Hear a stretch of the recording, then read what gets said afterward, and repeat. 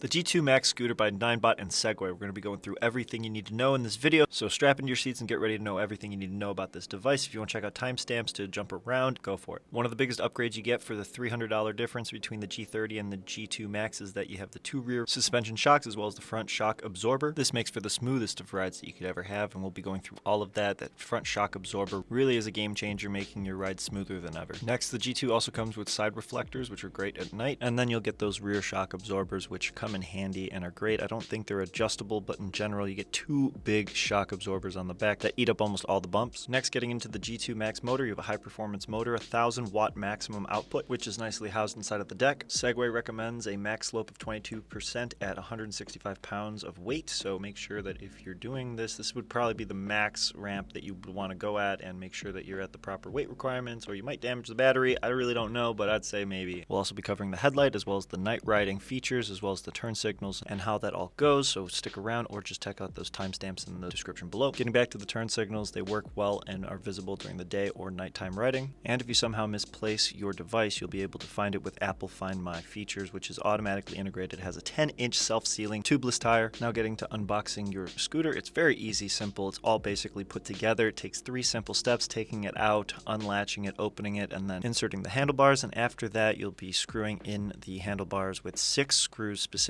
to have it completely locked in. Don't forget one of them, because you'll have your handlebars rattling and it just kind of sounds annoying. So make sure you have your handlebars in all the way and you have all 6 of your screws to ground your handlebars into your base of your scooter, all connected. So then it's all good to go. You have everything set and you'll have no rattling. Now if you try to turn on your scooter without charging it first, it will not turn on at all. So make sure you plug it in with the provided cable. Once you put your G2 Max on the charger, you'll want to download the Segway app, which you can find in the description below. And once that's all done, you want to get to setting up your app. I do recommend checking out the timestamps in the description below, because this is a very hefty video on the app, and if you don't need to know all the different settings, then you definitely want to skip around. But generally, check that out, and beyond that, let's get into the scooter, which is an amazing scooter. I actually love it completely. G2 Max has changed the game, especially with the front and back suspension. First step, when pairing your Segway G2 to your Segway Ninebot app, you'll want to make sure you press that button in the center, and if you don't have a proper connection, you have to press it again, turn it off, turn it on, and it'll work. After you've gotten your scooter into pairing mode, you will go into your app and search for the device. You'll find it and you'll be able to connect it. Once you have it connected, you might have an issue with opening up the app to the main interface. Fastest way I found to solve this problem is by opening up the task manager of your phone and then reopening the app. This seems to fix it, brings you into the main menu of your scooter. Once you're in your scooter settings, you can power it on and power it off just from the app, and from there are many more features which we're going to cover. We're going to go over cruise mode right now, which basically gives you the ability to have 2 options for how to enable constant throttling without holding the throttle. You have 2 options, the old version and the new version, where you have the turn signal held down. Then there's energy recovery mode, which gives you 3 options of different braking levels, which helps restore the battery while use, and that gives you strong, medium, and weak options. In a nutshell, if you want to coast, use weak. If you want to slow down quickly, use strong. Next, we're going to cover enable walk mode, which makes it so you have a max speed of 3.1 miles per hour, and that can be used for extended lengths and usage, which will make it so that you won't go nearly quite as fast, but your battery will definitely be conserved. Next, in the app, you can track your rides, and this gives you the option to have a decent GPS on your ride. I do think it actually drains the battery a bit, but I am just maybe a skeptic of this type of interface, but maybe, or maybe it doesn't, I don't know. But that's how you do it. You can start a ride, you can cancel it. Make sure if you're going 200 meters or less, then it will not record the ride, so make sure that you have that as minimum. Distance for recording rides. Now we're getting into more functions and features of your G2 Max scooter. The light effects will change the tail light from a solid braking light to a flashing when braking light, which gives you some options for what you want to have when seen on the road. Getting back to more functions, you'll also have the ability to change your charging limit, which will allow you to have the charging rate slowed or increased at the rate of charging, but that's up to you and what you want to set it at. If you have daily use, then you'd go towards that. If you want long distance, then you'd go towards that on what you'd want the charging limit to be as a total. Getting back to the more function setting page, you'll also have the ability to change your start speed, which starts at 2.4 miles per hour. I recommend not having it on 0, because that will limit any possibility of a missed start off on the throttle and your device going into a wall or something. You'll also be able to have the option between Imperial and metric systems for measurements on speed and distance and all that, which is very important depending on what country you're in, so make sure you pick whatever fits for you best. One of the biggest game changers is the locking function, which which gives you a 4-digit passcode to be able to choose to unlock your device and have it locked while you're not around if it turns off or goes idle. This can be set very easily and can be by your phone or scooter LCD and turn signals. They've also added extra anti-theft protection by having loud noises occur when the scooter is being moved when it's not supposed to be and it's still in lock mode. Next, the turn signal indicator sound is something that I like to have because if I forget to turn off my turn signal, I will still hear it. It's kind of hard to see with your arms up. The abnormality alerts gives you an alert if something's going wrong, and then in custom settings of sport mode, you can change the set max speed to whatever you want, also unlocking 22 miles per hour and changing the acceleration settings rates of that specific sport mode setting. So you can have a max speed, normal, or energy saving, which makes it so it doesn't accelerate quite as fast.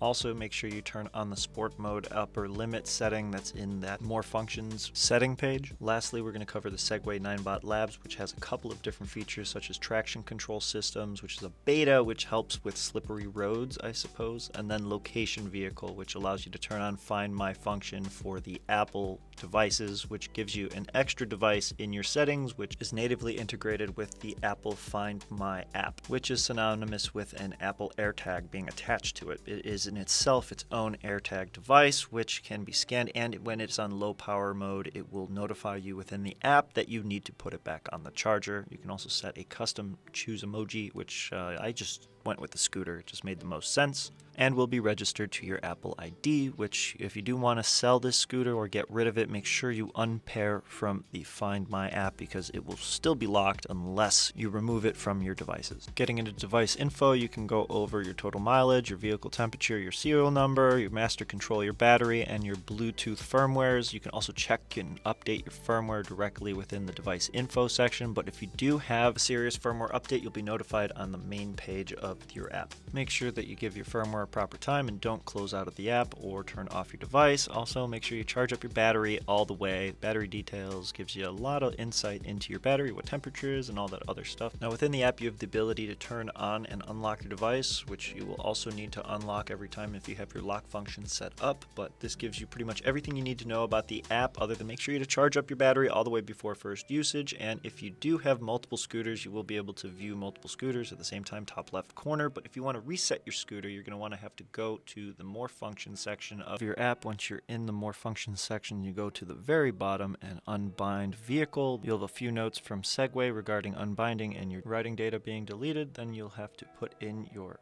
passcode for the app and all that you set up for your pass lock on your scooter, and once you've done that, you'll just need to give it some time to reset all of its settings. Now that we've finished up all the app stuff, make sure that you charge up your device completely before taking it out on a ride. This helps to calibrate and train your battery to the full potential charge of your battery's capabilities. If you don't do it, then you might be losing some charge down the line. Now, getting into the folding latch, I think this folding latch is a lot better than the G30. As a note, that you have a lot more plastic to grab and actually a groove to catch it, unlike the other one, which seems to come off a bit more easy peasy, and that's not good. You want to have a latch that's solid. This latch is definitely a lot better than the G30s. Beyond the folding latch, there is one more latch which I have to say they did upgrade as well, as that front locking latch, which now has a quick release, which makes it much easier to lock when riding, and you have way less rattling. Now, getting into the different riding modes, you get the walking mode, which is 3 miles per hour, eco mode, which is 10 miles per hour, drive mode, which is 16 miles per hour, and speed mode, which gets up to 22 miles per hour max speed. Realize that by sacrificing max speed, you will have increased distance, and we'll be going through all of those different features of each different riding mode. First up is the walking mode. The top speed is 3 miles per hour, battery distance potentially 60 miles, and acceleration 1 to 3 miles per hour in 2 seconds. That's really what you'll get if you want to be touring some type of public area. Maybe you're on a beach, or maybe you're on a boardwalk or something. You don't want to go too fast. There might be some people, but you don't want to walk. This might be the mode for you. Next ride mode we're covering is eco mode, with the top mile per hour of 10 miles per hour, a battery distance of 45 miles per hour, and an acceleration rate of 1 to 10 miles per hour in 3 seconds. This is good for a little bit faster than speed mode, a little bit faster than walk mode, but not really trying to ride too fast. You got a lot of turns maybe that you have to make, so you want to stay at somewhat of a slow speed, and you want to have increased battery distance. This might be the setting for you, but generally don't expect to feel like you're going super fast. Next mode to cover is drive mode, which gives you a top speed of 16 miles per hour, a battery distance of 34 miles, and an acceleration rate of 1 to 16 miles per hour in 3 seconds. This is good for trail riding, as well as just general, I want to get around, but I still want more distance than the speed mode, which honestly, it is a great mode. Get a lot of acceleration and power and top speed, but generally you will have a massively decreased battery life. Bringing us to the final mode, which is speed mode, with a top speed of 22 miles per hour, a battery distance of 15 miles, and an acceleration rate of 1 to 22 miles per hour in 3.5 seconds. This is a fast setting, but a battery drainer. So if you're just going for short rides in the neighborhood and just want to get there quickly and efficiently and are okay with leaving your scooter on the charger again for 6 hours, feel free to run around and use this. I love this setting, but I do have to say you do have to charge fairly quickly. As I said, 15-mile distance as a total, but when you get about halfway down the battery, you will end up going from 22 miles per hour in top speed to about 18-20 miles per hour. And when you get to a third of the battery, you will get to about 16 miles per hour max speed. So keep this in mind when you're using speed mode, which I recommend highly. Just make sure you have a charger with you no matter where you're going, because you might be running low on battery. Now covering off-roading, I do recommend that grass is just fine. When it gets into heavy gravel, I highly recommend against it. You do not want to ride this thing on heavy gravel unless it's just like a little dirt road with some gravel, because if it's a lot of gravel, you will just sink into it and you will go nowhere. So just remember that. Also stay off of sand. And when it comes to max slopes, 22% is what they recommend with a 165-pound payload. This is something that I fit in the category of just by a few pounds, but generally when riding and going up a ramp, make sure that you're not going up too high and too fast. That slope percentage is made so it doesn't actually degrade the battery. So if you want to keep your battery at tip-top shape, make sure you don't hit any ramps or slopes that are more than this that we have on screen right now. Honestly, this would be probably the maximum, and you will lose some speed while going up, as you would expect, but generally you get at about maybe 16 miles per hour top speed on speed mode. Next, we're covering footing placement, which you get a couple different options. 2 sideways feet, which would give you some good stability if you were a skateboarder in the past or have ever done any board riding on wheels. This footing will give you an even distribution of weight as well as stability between your 2 feet. Next footing placement is 1 sideways foot and 1 straight foot. This really makes it so your back foot is in complete control of your scooter for stability as well as turning. Last footing placement option is 2 front forward feet, which gives you balance on both of your feet again, just more so vertically instead of horizontally on the board. And that's all I got for footing placement. Now getting into night riding, you will have some decreased battery life when utilizing your headlights as well as your turn signals to the degree that you will have to while doing night riding, but generally the headlight is very bright and gives you a good sense of visibility on the road, and the turn signals really come in loud and clear so you can be seen on the road and not feel like you're going to be hit by somebody. And that covers everything you need to know about this G2 Max Ninebot scooter from Segway. Beyond that, don't forget to smash that like button to this channel, like the video, share it with someone who might be interested in one of these scooters or someone that has the scooter, because this does cover every single part of the settings that you need to know within the app as well as the hardware. So thank you again for checking out this video. If you have any questions, put them in the comments below. Also, make sure to ride responsibly and safely. Don't do anything too crazy without a helmet, elbow pads, and knee pads on, because road rash is a real concern on this thing, especially if you fall off going 22 miles an hour. Beyond all that, check out the video in the top right corner with me going from 100% battery to 0% battery on this scooter on speed mode. We'll be doing a couple of different tests like that in video form just to get some rides going and to maybe get some good sights and views. So thanks for checking out the video. Stay elevated, and peace out.